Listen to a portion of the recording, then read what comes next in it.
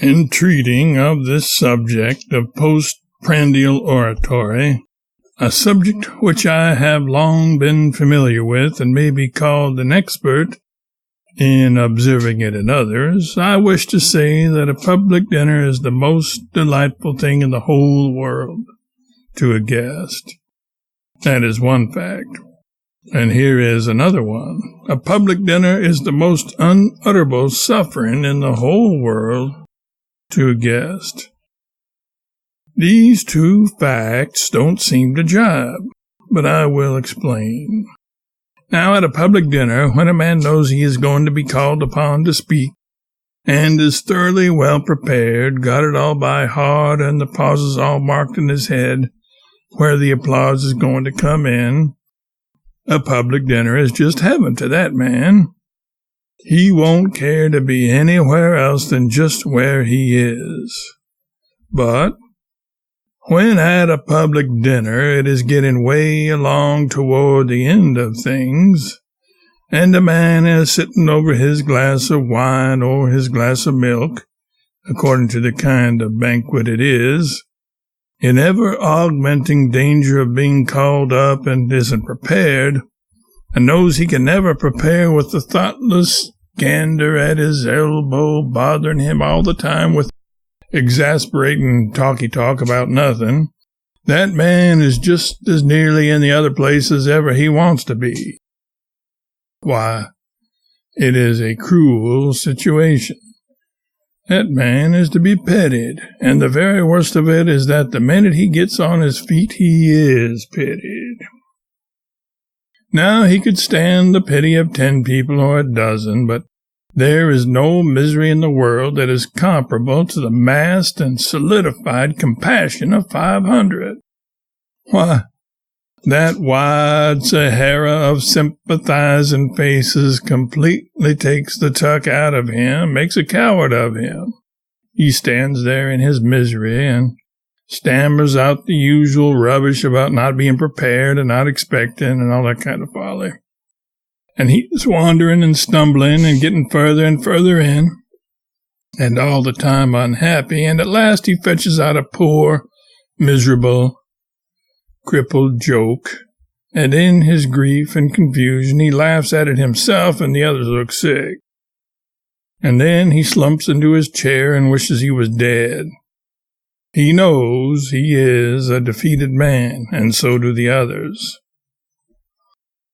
Now, to a humane person, that is a heart-rending spectacle. It is indeed. That sort of sacrifice ought to be stopped, and there is only one way to accomplish it that I can think of, and that is for a man to go always prepared, always loaded, always ready, whether he is likely to be called upon or not. You can't defeat that man, you can't pity him at all. My scheme is this, that he shall carry in his head a cut and dried and thoroughly and glibly memorized speech that will fit every conceivable public occasion in this life, fit it to a dot, and win success and applause every time. Now, I have completed a speech of that kind, and I have brought it along to exhibit here as a sample. Now then, supposing a man with his cut and dried speech, this patent adjustable speech, as you may call it, finds himself at a Granger gathering, or a wedding breakfast, or a theological disturbance, or a political blowout, an inquest, or a funeral anywhere in the world you choose to mention, and be suddenly called up, all he has got to do is to change 3 or 4 words in that speech and make his delivery anguishing and tearful, or chippy and facetious, or luridly and thunderously eloquent, just as the occasion happens to call for, and just turn himself loose, and he is all right. But I will illustrate, and instead of explanations, I will deliver that speech itself just enough times to make you see the possibilities. We suppose that it is a Granger gathering, and this man is suddenly called on. He comes up with some artful hesitancies and diffidences and repetitions, so as to give the idea that the speech is impromptu.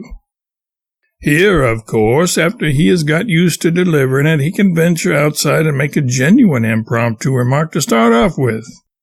For instance, if a distinguished person is present, he can make a complimentary reference to him, say to Mr. Depew. He could speak about his great talent or his clothes. Such a thing gives him a sort of opening, and about the time that audience is getting to pity that man, he opens his throttle valve and goes for those Grangers. That person wants to be gorgeously eloquent.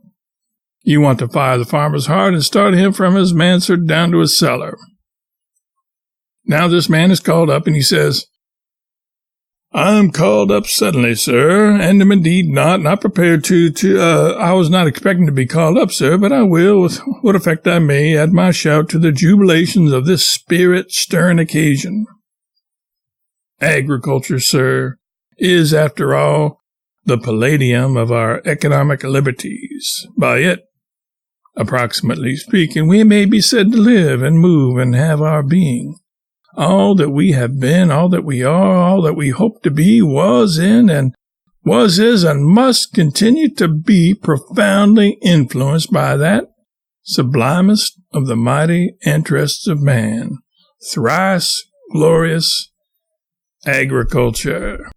While we have life, while we have soul, and in that soul the sweet and hallowed sentiment of gratitude, let us with generous accord attune our voices to songs of praise, perennial outpourings of thanksgiving, for that most precious boon whereby we physically thrive, whereby our otherwise sterile existence is made rich and strong, and grand and inspiring, and is adorned with a mighty and far-reaching and all-embracing grace and beauty and purity and loveliness. The least of us knows, the least of us feels. The humblest among us will confess that, whereas... But the hour is late, sir, and I will not detain you. Now then, supposing it is not a Granger's gathering at all, but is a wedding breakfast. Now, of course, that speech has got to be delivered in an airy, light fashion, but it must terminate seriously.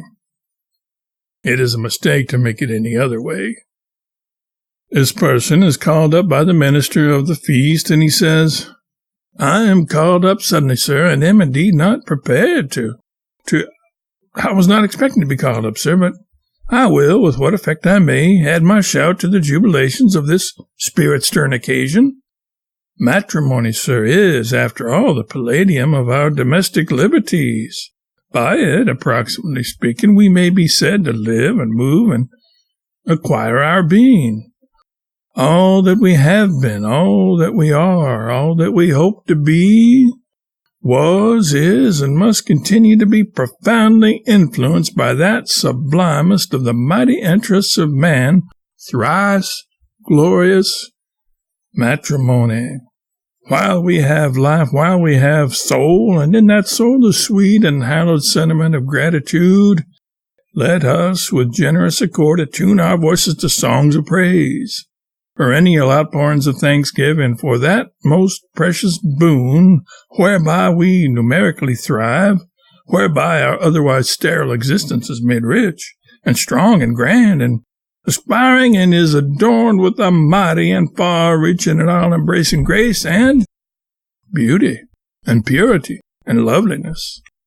The least of us knows, the least of us feels, the humblest among us will confess that whereas... But the hour is late, sir, and I will not detain you. Now then, supposing at the occasion, I make one more illustration so that you will always be perfectly safe, here or anywhere, supposing that this is an occasion of an inquest. This is a most elastic speech in a matter of that kind. Where there are grades of men, you must observe them.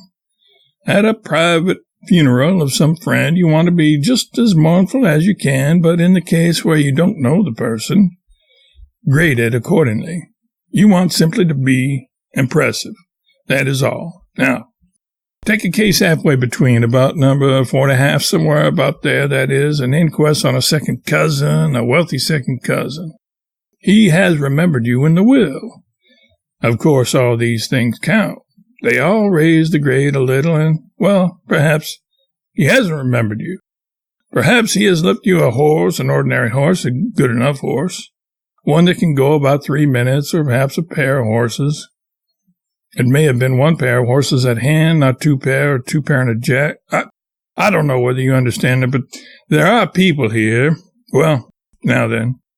This is the second cousin, and he knows all the circumstances. We will say that he has lost his life trying to save somebody from drowning. Well, he saved the mind-cure physician from drowning. He tried to save him, but he didn't succeed. Of course he wouldn't succeed. Of course you wouldn't want him to succeed in that way and plan. A person must have some experience and aplomb and all that before he can save anybody from drowning of the mind-cure. I'm just making these explanations here. A person can get so glib in a delivery of this speech, why, by the time he has delivered it 15 or 20 times, he could go to any intellectual gathering in Boston even, and he would draw like a prize fight. Well, at the inquest of a second cousin under these circumstances, a man gets up with great emotion and he says, "I'm called upon suddenly, sir, and am indeed not prepared to... I was not expecting to be called up, sir, but I will, what effect I may, add my shout, voice to the lamentations of this spirit-crushing occasion. Death, sir, is, after all, the palladium of our spiritual liberties. By it, approximately speaking, we may be said to live and move and have our ending. All that we have been, all that we may be here, all that we hope to be, was, is, and must continue to be profoundly influenced by that sublimest of the mighty interests of man, thrice sorrowful dissolution. While we have life, while we have soul, in that soul the sweet and hallowed sentiment of gratitude, let us, with generous accord, attune our voices to songs of praise, perennial outpourings of thanksgiving for that most precious boon by which we spiritually thrive, whereby our otherwise sterile existence is made rich and strong and grand and aspiring, and is adorned with a mighty and far-reaching and all-embracing grace and beauty and purity and loveliness. The least of us knows, the least of us feels, the humblest among us will confess that whereas...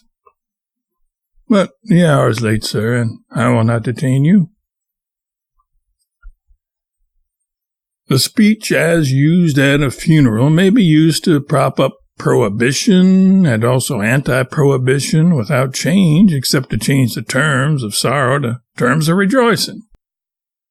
The speech as used at a Granger meeting may be used in Boston at the sacred feast of baked beans without any alteration except to change agriculture, where it occurs in the second sentence, to the baked bean, and the bean culture, where it occurs in the fourth. The agricultural speech becomes a prohibition speech by putting in that word and changing economic to moral and physically to morally. It becomes a democratic, republican, mugwump, or other political speech by shoving in the party name and changing economic to political and physically to politically. Any of these forms can be used at a New England forefathers' dinner. They don't care what you talk about, so long as it ain't so.